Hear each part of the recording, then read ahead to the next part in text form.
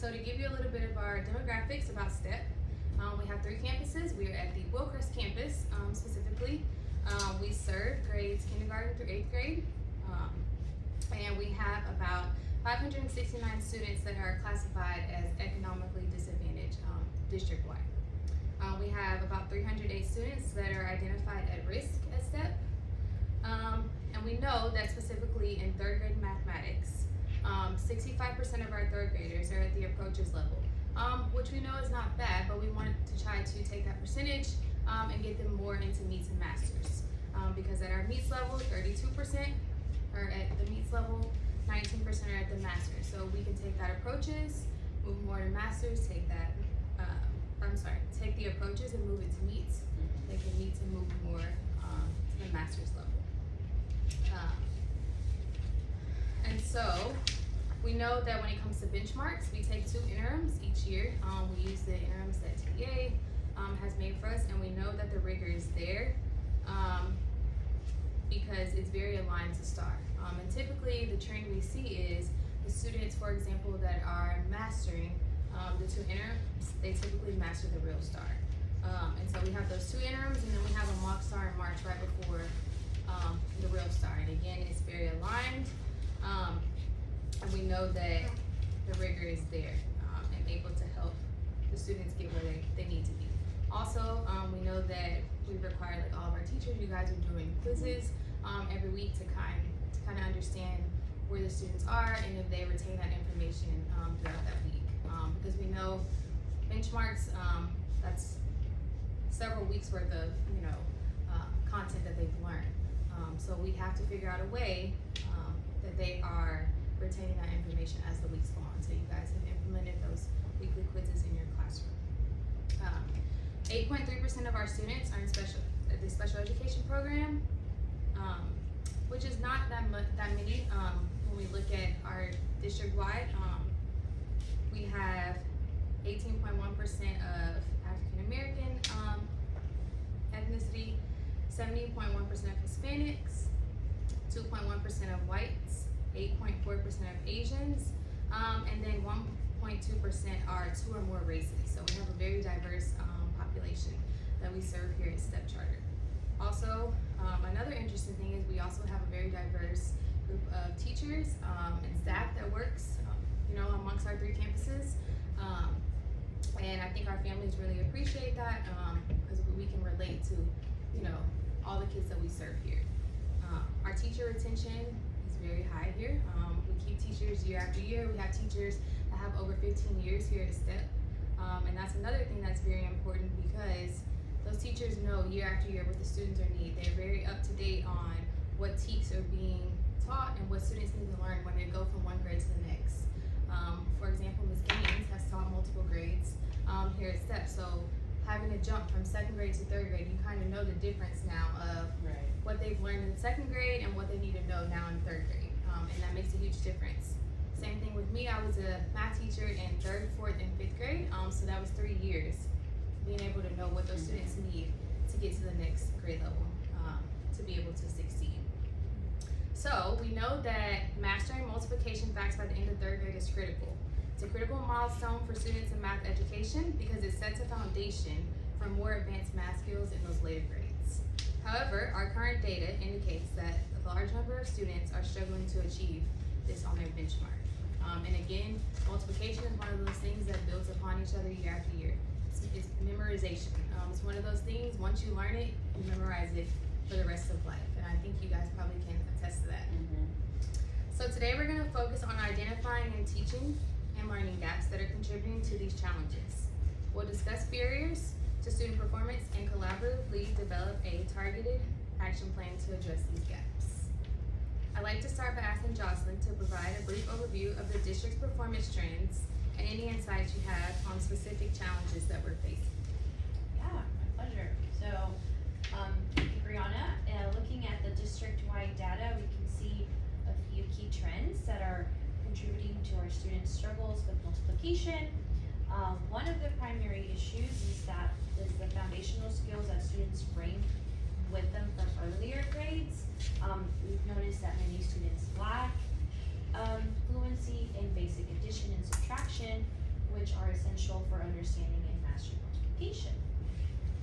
In addition, there's a noticeable disparity in performance between different student groups. For example, economically disadvantaged students and English learners are consistently performing below their peers. Now this could be due to a variety of factors, including limited access to resources, the language barrier, and also these students can typically have less support at home, outside of school. Another trend that we've observed is that there's a decline in engagement and motivation, particularly in math. Students often find traditional methods of learning multiplication, like rote memorization and drills, to be boring and disengaging. So this lack of engagement can lead to a decrease in practice and reinforcement, which is crucial for mastering mathematics, like you mentioned earlier. And so from a district perspective, we need to consider these trends when developing our strategies. It's not just about teaching multiplication, it's about building a strong foundation in math and taking the learning process, and making the learning process engaging and accessible for all of our students here at STEM. Thank you, Jocelyn. All right, Ms. Riccio, would you like to introduce yourself next and kind of give us some successes or areas you feel like we can improve on based off of what you've seen over these last couple of weeks? Okay, sure. Thank you. So hi everyone, I'm Ms. Riccio, the instructional coach. I've been supporting the 3rd grade team, and I've been really impressed by how the students are tackling word problems. Before, many of them would avoid those questions, but now I think they're more willing to give it a try. Even if they make mistakes and they don't get it right the first time, they're still more willing to try. I think the bilingual word walls and the vocabulary pre-teaching really has made a big difference. And I think, based on some of the data we've been looking at and some of the results from different checkpoints we've been doing, I really see that tackling word problems and digesting word problems is really important for student success in math. I do think they have the reading comprehension, based on their reading scores. But I think with math, it's taking it a step further and just kind of really understanding what's happening in the word, what are the actions taking place in the word problem. So, I think that, like I said earlier, the academic vocabulary pre-teaching really is making a difference in that to help them understand the word problems.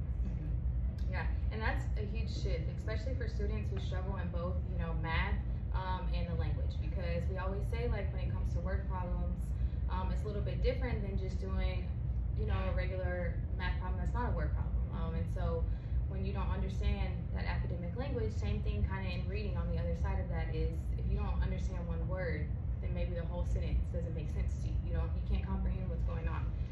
So same thing in those math problems, those word problems, where they're having to be able to know what each of those words mean to be able to work out the problem correctly. Ms. Riccio, have you seen or noticed any trends among students who are newer to English? And do you feel like, are they engaging with the material as confidently as others? Well, that's a great question, Brianna. Some of our newcomers are a bit, hesitant still, especially during full class discussions. Kind of like you mentioned when we're, example with the staff meeting, obviously if you're new to that environment, you're not going to feel as comfortable speaking out. So I think we see that, but however, when they are in small groups, they are doing really well, and they seem to feel safer practicing their language and the math skills in that small group setting. That makes sense. Maybe we can explore some ways as a team to expand small group opportunities or provide that structured language practice in a slow pressure environment. And we do small groups. We have the students pulled out, and we definitely do a good job here, I feel like, of making every minute count in instructional time for all, not just our EB students, but for all of our students. And so really it's just finding ways that we could expand those opportunities and using those strategies in small group, and also when they're in the classroom, not in small group. Even though all of of our teaching is done, you know, in small groups, but finding ways, even if it's on technology, for them to still be able to use those strategies throughout their time, you know, in math class. All right, let's see. So, Cheyenne, if you will, go ahead and introduce yourself, and then give us some successes or areas of improvement that you've seen being a teacher over these last couple of weeks. Okay, so hi, I'm Cheyenne, and I teach 3rd grade. I've been working with small groups to target both math and language skills. One thing I've noticed is that students are much more open to asking questions when they're in smaller groups. They seem to enjoy the structure of breaking down word problems step by step, which has reduced frustration a lot. All right, that's some great progress. Are there any specific techniques, kind of with the small group instruction, that have been particularly effective? Do you feel like, you know, certain ways that we're doing small group, do you feel like those are effective, or do you feel like there are things that we need to improve in that area? Yes, I found that using sentence stems really helps a lot. So when we discuss word problems, I provide sentence starters like the product is or the factors are, and that seems to really boost their confidence in using academic language. By providing a starting point, sentence stems help scaffold learning, allowing students to build on their responses as they gain more confidence and understanding. The sentence stems also help promote the sharing of diverse viewpoints, because they all start the same, however, their schema is all different, so they'll answer in different ways. And so enriching class discussions even with our EB students. Overall, the sentence stems enhance communication, support cognitive development, and create a more inclusive learning environment. And that's a smart strategy. Have you encountered any challenges with students that are still struggling, even in the small groups? Yeah, a few students still need more one-on-one attention. It can be tough balancing that with the needs of the whole group. Yeah, I agree. And I know we talked about peer tutoring as one of our strategies, but maybe we can just add it even further as an additional layer of support, because we know students learn off of each other. So pairing that more confident student with those that need a little extra help, that might take some pressure off while we're continuing to reinforce those concepts. When students explain concepts to their peers, they reinforce their own understanding, and it also deepens their grasp of the material. So peer tutors often use language and examples that are more relatable to their classmates. So if we're putting, you know, two EB students together and one feels more confident, they're able to, you know, kind of meet the needs of, because they understand each other. You know, they're speaking the same language, but one of them maybe has more increased confidence than the other. And so whenever they're giving those examples and making it more relatable to their classmates, it makes those difficult concepts easier for them to understand. So also making students, it helps them, the ones that are learning at different paces, and so that peer tutoring allows for differentiated instruction that meets the needs of individuals' needs more effectively.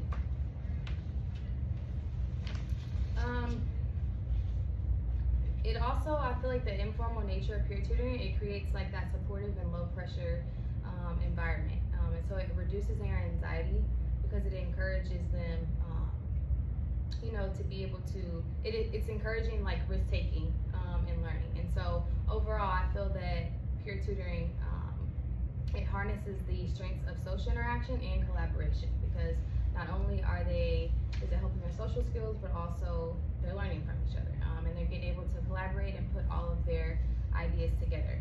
And so I feel like that is very powerful, and it's a great tool for enhancing learning outcomes.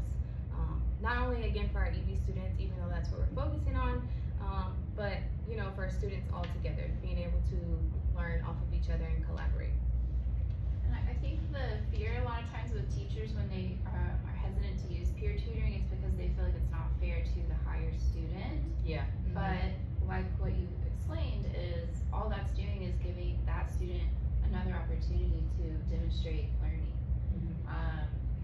I know when I was teaching middle school and high school, and I would have like 8 or 9 periods of the same lesson, by the time I was teaching that 9th time, it was like I could have done it in my sleep. Yeah. So to think that first period lesson.